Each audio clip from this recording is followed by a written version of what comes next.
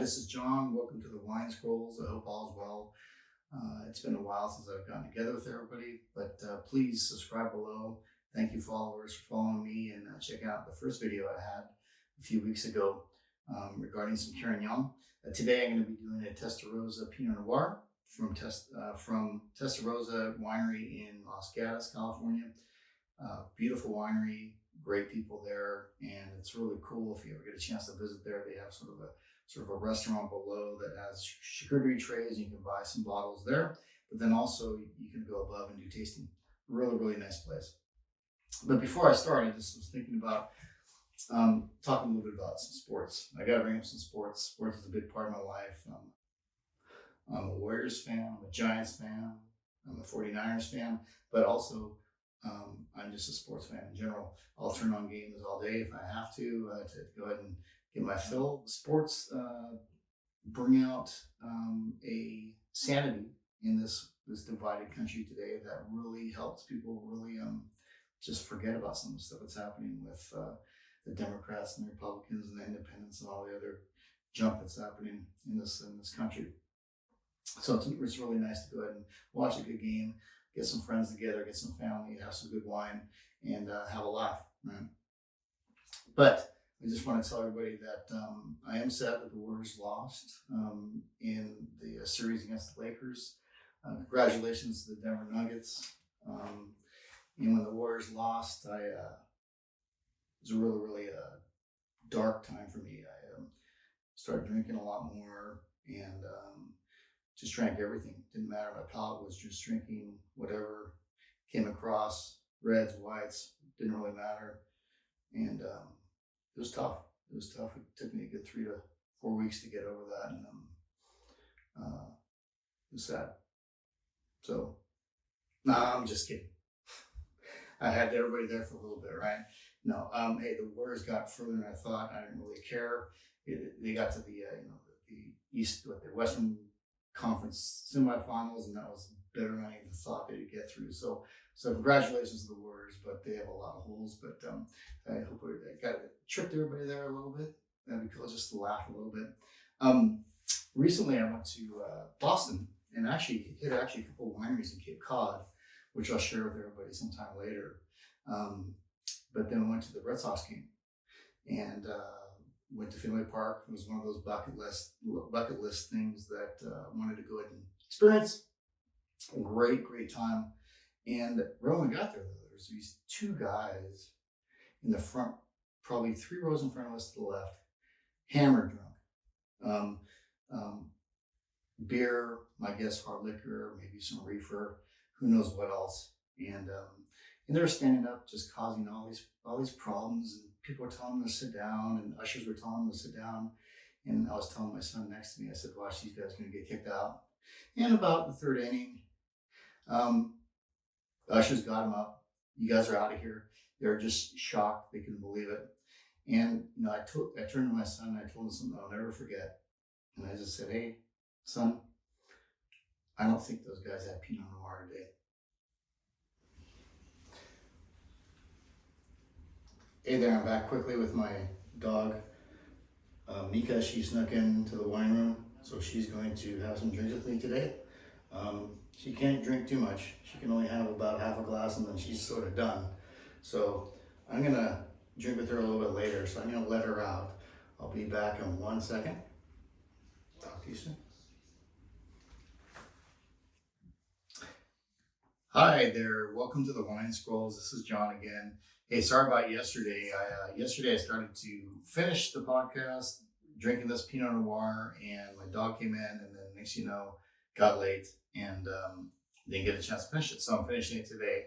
So thanks for your patience, and hopefully this is all one nice clip. But anyway, you see me in a different shirt today. That's why. So this morning I'm going to be drinking some Pinot Noir. Yes, this morning I plan to drink a little bit this morning, but hey, nothing's wrong with drinking sometimes in the morning. Especially some good wine. This is the Testarossa 2021 Santa Rita Hills Pinot Noir, and it's from the La Raquinada Vineyard, which is in Santa Barbara County. I did a little research on it. About 25-year-old vineyard. well-respected grapes, and it's around 10 to 12 miles from the coast. Great place to grow Pinot Noir. Some facts about Pinot Noir. Pinot means pine. Noir means black, so you get lots of small black grape clusters that are prone to disease and to rot. So that's what makes Pinot Noir the romantic of all the wines, meaning that it's very temperamental, very hard to grow sometimes, and but the diversity and the attributes, there's so many different ones compared to, I think, some of the other bolder reds that makes Pinot sort of second to none, right? As far as just, having something that very, very, very unique. Now, this bottle right here is around $75, so I expect it to be good. And so I'm going to pour this today. And just some fun facts about Pinot Noir. The movie Sideways in 2004 sort of increased the Pinot Noir demand almost doubled, about 80% back in 2004 when that movie came out. So everywhere in California, you'll find a little bit of Pinot, even in the Central Valley where it's sort of hot. Not the best environment to grow Pinots, but sometimes they do. But coastal environments where it gets cool in the morning, gets sort of hotter during the day, and it gets cooler in the evening, are the best places really to grow Pinot Noir. Popular places, obviously Burgundy is sort of the motherland of Pinot Noir, brought over from the Romans and during the Roman Empire, and Pinot Noir sort of dominated the Burgundy region. And of course the Champagne region. Pinot Noir is a very, very important grape for Champagne. Then California, United States in general, California, Oregon, Washington, lots of Pinots. You have New Zealand and Australia, Germany, Chile, Argentina, just lots of places now. The great thing about Pinot and why they call it the romantic of a lot of the wines is because there's just so many different smells and tastes. You have the cherries and the chocolate, you have mushrooms, plum, vanilla, you have soil, you have raspberries. Sometimes you even get sort of darker fruit sometimes in there. But when you splash a little bit of that and you smell it, it's this incredible amount of different tastes and smells you get from Pinot Noir. Regarding restaurants and, if you go to places or if you're serving at home, it goes with a different variety of different dishes. So if you're on a budget in a restaurant, you have, 6 or 7 people with you and they order different dishes. Sometimes it's a lot easier just to get a Pinot. Pinot will go really with sort of everything in a lot of ways. And a lot of the sommeliers actually, when you go to restaurants, recommend that too. They get a Pinot. I like them served around 60 to 65 degrees, a little bit on the chill end, just a little bit more fresh when I taste those.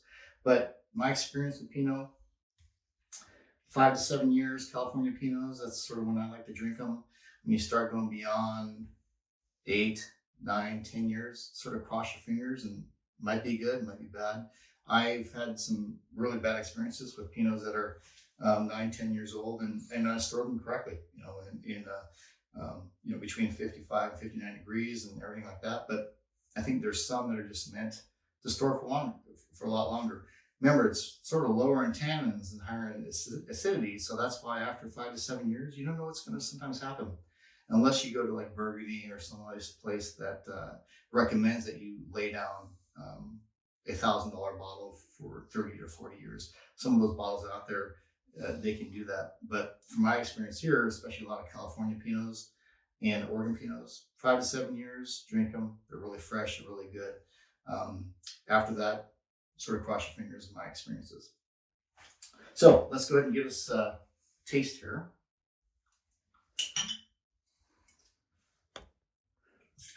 Again, my rules are very, very simple. Sight, smell, taste, and then the last one is, do you like it? Do you think you'd buy it? So again, this is $75 a bottle. I expect it to be good. But as you can see from here, let me just put this over here.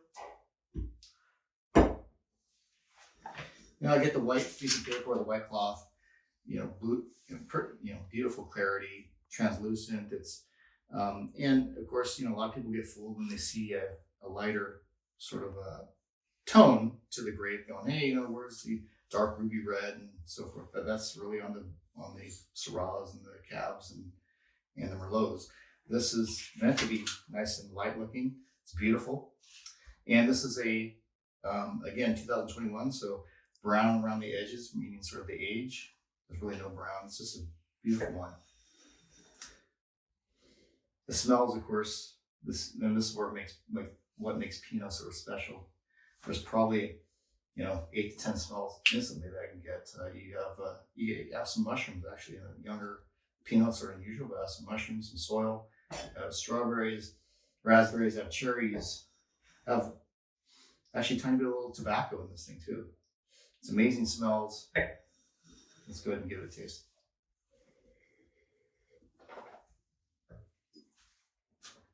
Taste.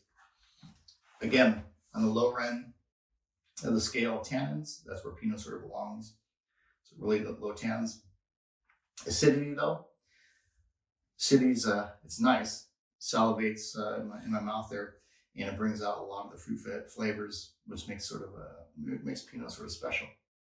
But overall, really, really nice wine. And it's one of those ones that, like I said in the last podcast around Carignan, this is a dangerous wine too. You bring this out, this could be gone in a second because it goes down nice and smooth.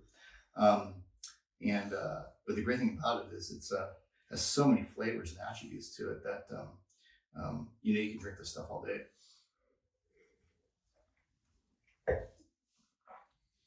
So again, 2021 Pinot Noir, Santa Rita Hills, Testarossa.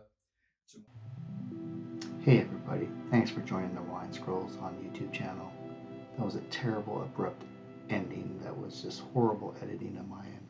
My apologies. Anyways, plug out to Bernal Bakery in San Francisco. Go check it out. Fine breads, cookies, pastries, all good stuff. Take care everybody. Talk soon.